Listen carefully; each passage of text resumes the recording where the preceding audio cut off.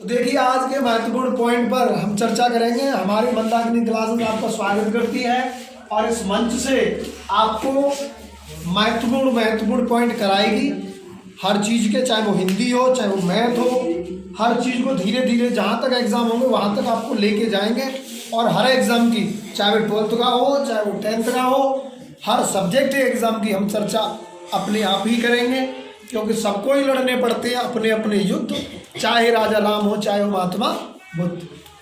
ठीक है, तो ये देखिए आप, ये विलेन वाला चैप्टर है क्लास 12th का केमिस्ट्री का। और आज का जो पॉइंट है मोल प्रवाह के आंगिक प्रश्नों को कैसे करते हैं, क्योंकि इस विलेन वाले चैप्टर से एक आंगिक प्रश्न आता है, 100% आता है। तो मोल प्रवाह के प्रश्नों को देखें। मोल प्रवाह का मतलब ये होता है किसी विलयन के ज्ञात करने वाले घटकों की संख्या और उस विलयन के मोलों की संख्या के अनुपात को ही मोल प्रवाह कहते हैं। ये थ्योरी है। अच्छा, मोल प्रवाह होता क्या है? मोल का मतलब हो गया भार बटे अनुभार, यानी जिसका भी ज्ञात करना है। आप इस चीज को ऐसे समझ लें, आप इस बात को ऐसे समझ लें कि एक विलयन है, विलयन का मतलब होता है विलय प्लस विलय, और उस विलयन में विलय के मात्राओं की बात करेगा कि विलय में कितने मोल मिले हुए हैं। मोल का मतलब है वो जो अणु है ना, जैसे आप ऐसे समझना है एक पानी में और चीनी डाल दी गई है, तो चीनी के मोलों की संख्या, वो जो छोटे छोटे उनकी कितनी संख्या है, तो वही मोलों को प्रदर्शित करती है। तो ध्यान रखेंगे आगे के प्रश्न में हमारी जो प्राथमिकता रहेगी मोल लता और मोल प्रवाह और सांद्रण वाली चीज में, तो हमें प्राथमिकता देनी होती है विलय को। किसको देनी होती है? विलय को।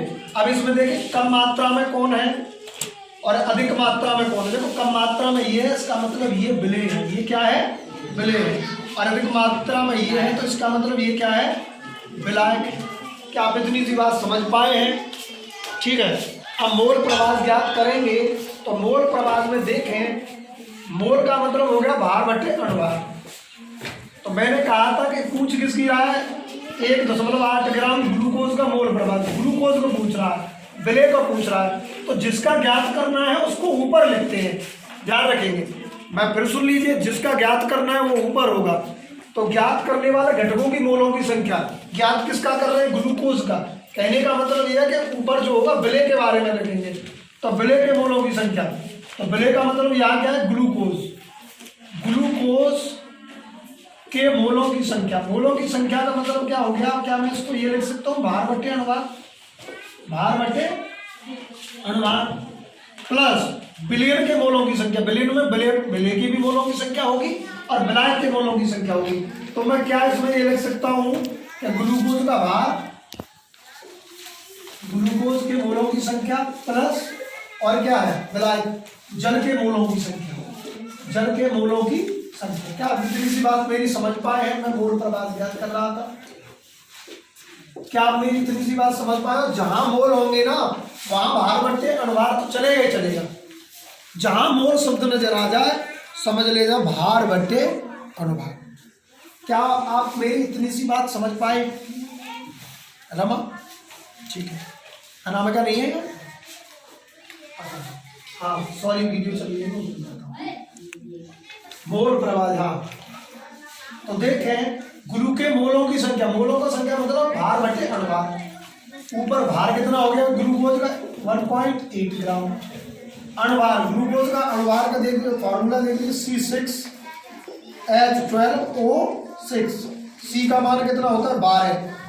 12 गुणा 6, क्योंकि 6 अणु प्लस हाइड्रोजन का 1 होता है, 12 से गुणा ऑक्सीजन 16 होता है गुणा 6 अणु है।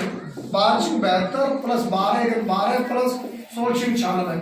सबको काउंट करेंगे, 6 और 2 8 और 2 10, यानी 0 तथी है। 9 और 1 10, 10 होगा 17 और 1 18, 180। अनुभार कितना आएगा इसका? 180 बटे। तो ध्यान रखेंगे जो ऊपर लिखा रहता है वो विलयन में भी जुड़ा रहता है। तो 1.8 बटे 180 प्लस, अब आ गया जल का। जल कहाँ है? 90 ग्राम। जल का भार कितना है? 90 ग्राम। जल का भार कितना है? देखिए 90 ग्राम। क्या आपको इतनी सी बात समझ पाए हैं? दोबारा फिर सुनिए, जिसका ज्ञात करना होता है और मोल वाले प्रश्नों में विलेय को प्राथमिकता दी जाएगी, चाहे वो NaCl हो, चाहे ग्लूकोज हो, चाहे वो यूरिया हो, चाहे वो चीनी हो, चाहे वो पोटेशियम क्लोराइड हो, है ना, इनको दी जाती है। ठीक है, तो क्या आप मेरी इतनी बात समझ में आ गई? ठीक है, तो जिसका ज्ञात करना है वो ऊपर हो गया, प्लस वो दोनों का भार बटे होगा, दोनों का। तो विलेय का मतलब होता है विलेय का प्लस विलाय का। विलेय हो गया इतना जो ऊपर लिखा था, इसको आप ऐसा समझो, जो ऊपर लिखेंगे वो नीचे भी लिखेगा एक बार, प्लस विलायक। विलायक देख लो, जल जो अधिक मात्रा में होता है वो विलायक होता है, कम मात्रा में होता है वो क्या होता है? विलेय होता है। ठीक है, तो 90 ग्राम भार दिया है। अनुवाद जल को लिखते हैं H2O, H का 1 होता है 2 प्लस ऑक्सीजन 16 और 2 कितने रहे? 18 पन्ना 90। तो क्या आप मेरी इतनी सी बात समझ पाए हैं? क्या आप मेरी इतनी सी बात समझ पाए हैं? मैं इसको बैठा देता हूँ, है ना। दशमलव ऊपर है तो नीचे 0 बढ़ जाएगी, दशमलव ऊपर है तो नीचे 0 बढ़ जाती है, होता ही ये सिद्धांत यही है। नीचे दशमलव ऊपर से हटाएंगे तो नीचे 0 बढ़ेगी, तो नीचे होगी तो नीचे से हटाएंगे तो ऊपर 0 बढ़ती है। दशमलव 1 अंक है तो 1 नीचे 0 बढ़ गई। क्या आप इतनी सी बात समझ पाए हैं? 18 क्योंकि नीचे रहेगा 1/100। इस लाइन को मैं यहाँ लिख देता हूँ। ठीक है, मूल प्रवाह ज्ञात करिए। तो ठीक है, तो 1/100 बटे फिर 18 2 0 लेंगे, 1/100 प्लस 5 100 का भाग देंगे, कितनी बार गया? 2 0 है तो 2 0.01 प्लस 0.01 प्लस 5, ये कितना हो गया? 0.01 बटे 5.01, लगभग 500 है। लगभग कितना है? दशमलव के बाद 2 अंक इधर है, 2 अंक भी नीचे भी है, दशमलव तो दशमलव कट गया। 500 का 1 में भाग देंगे तो शायद आंसर 0.002 आंसर आएगा। 500 को भाग दे लो, 500 को भाग दे लो 1 में, भाग नहीं जा रहा, दशमलव 0, ठीक है जी, फिर 0, हाँ सही है। लगभग इतना आंसर आएगा, लगभग इतना आंसर आएगा, यही इस प्रश्न का क्या होगा? आंसर है। तो मोल प्रवाह कितना ज्ञात हुआ? मोल प्रवाह ज्ञात हुआ 0.002। क्या आप इतनी सी बात मेरी समझ पाए हैं? दोबारा फिर सुनेंगे, कोई बात नहीं, कि जब हम मोल प्रवाह ज्ञात करेंगे, मोल कहीं आ जाता है तो समझ लेना विलेय को प्राथमिकता दी जाती है। और सवाल कुछ इस प्रकार था कि 90 ग्राम जल में 1.8 ग्राम ग्लूकोज का मोल प्रवाह ज्ञात करो। तो 1.8 कम है, इसका मतलब ये विलेय है। विलेय कौन है? ग्लूकोज। ठीक है, 90 ग्राम अधिक है, इसका मतलब ये विलायक है। जल पतला पदार्थ अधिकांशतः विलायक को प्रदर्शित होता है। ठीक है, और जो ठोस पदार्थ होता है वो लगभग विलेय को प्रदर्शित करते हैं। आप ऐसे समझ। और मोल प्रवाह हम ज्ञात करते हैं तो विलेय को ऊपर रखते हैं बटे विलेय प्लस विलायक के मोलों की संख्या, क्योंकि मोल का मतलब है भार बटे अणुभार।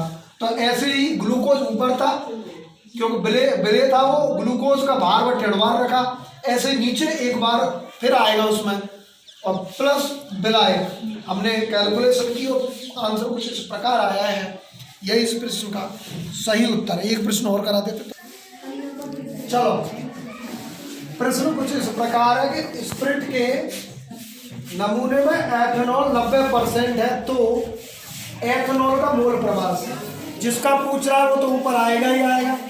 तो क्या मैं इस प्रश्न को ऐसे लिख सकता हूँ कि एथेनॉल के मोलों की संख्या बटे एथेनॉल नीचे भी होगा सारे में एक साथ में, प्लस अब दूसरा पदार्थ को ना ये कन्फर्म करना है। तो मेरे प्रिय बच्चों, एक बहुत इंपॉर्टेंट बात बताने की कोशिश करूंगा कि जहां पर जिसका ज्ञात करना है वो तो ऊपर होगा ही होगा, जहां नहीं दिया जिसका नाम, उसको आप क्या मान के चलेंगे? फिर दूसरा जल मान के चलेंगे। क्या मान के चलेंगे? क्योंकि इसमें तो 90% एक ही का मान दिया है।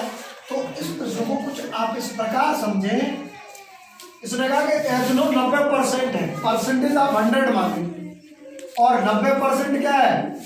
एथेनॉल। तो 90 बटे एथेनॉल का मतलब भार कितना दिया है? 90, 100 में से भाई टोटल में लेना 100 माना तुमने, 90 दिया है क्या? एथेनॉल। तो जल कितना रह गया? फिर 10 ही तो रह गया। 90 एथेनॉल हो गया तो जल कितना रह गया? 10 ही तो रह गया। समझ में आ गई? और एथेनॉल का मतलब क्या है? Ethyl alcohol. नॉल का मतलब ethyl alcohol. Ethyl alcohol. Ethanol का फॉर्मूला आप जानते हो, शराब का जो पीते हैं C2H5OH।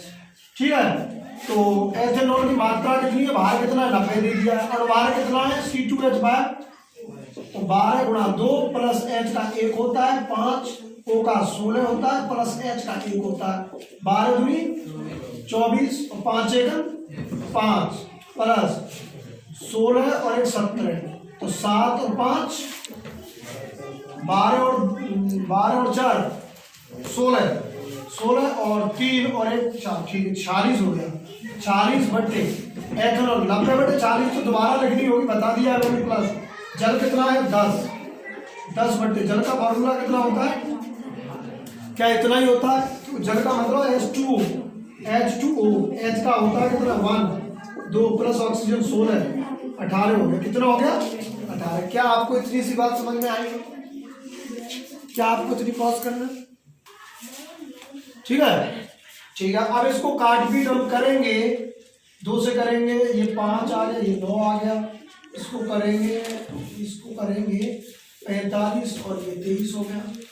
ऐसे ये हो गया 45 बटे 23 एल्सियम लेंगे, तो कहने का मतलब आप कैलकुलेशन करेंगे तो इसका आंसर आएगा 0.007 सही है नहीं 0. करके ही दिखाता हूँ यार, ऐसे काम नहीं चलेगा। 23 का भाग दे इसमें लगभग कितना आ गया 0.19, 23 दूनी 40, 23 दूनी 40 और लगभग जाएगा 1.9 के करीब। ठीक है भाई, 23 दूनी 40 दो बार ही तो जाएगा, लेकिन उससे 40 से कम है, तो 1.9 समझ लीजिए। 1.9 प्लस 9 का इसमें भाग दे दो, 9 पंजे 45, कितना बचा 5, 10 लगा 9 पंजे 45। अब ये कितना होगा, वीडियो चल रही है, पॉज कर लें, कोई बात नहीं। उसका कैलकुलेशन में थोड़ा सा भाग 9 का देंगे तो ये आएगा 0.55 आएगा, कितना आएगा 0.55। और इसको जोड़ कर लेंगे हम, तो कितना आ जाएगा ये 2.45 का भाग देंगे कितने में 1.9, 2.45 दशमलव से दशमलव घटाएंगे, 0 2 बराबर कर लेंगे। तो 245 के इससे काटेंगे, किससे काटेंगे 5 से काटेंगे, 5 दिया 15 और 5 दे 40, 5 से निकालेंगे 5 चौका 20, पनम 45, इसका इसमें भाग देंगे। और तो किसका भाग देना है, भाग देंगे तो 0.7 भाग देंगे 49 का 49 में भाग दिया, 10 लगा दिया, 0 बढ़ा दिया, 49 गुणा 700 9 बजे 63 3 आंसर 6 कितने बजे 6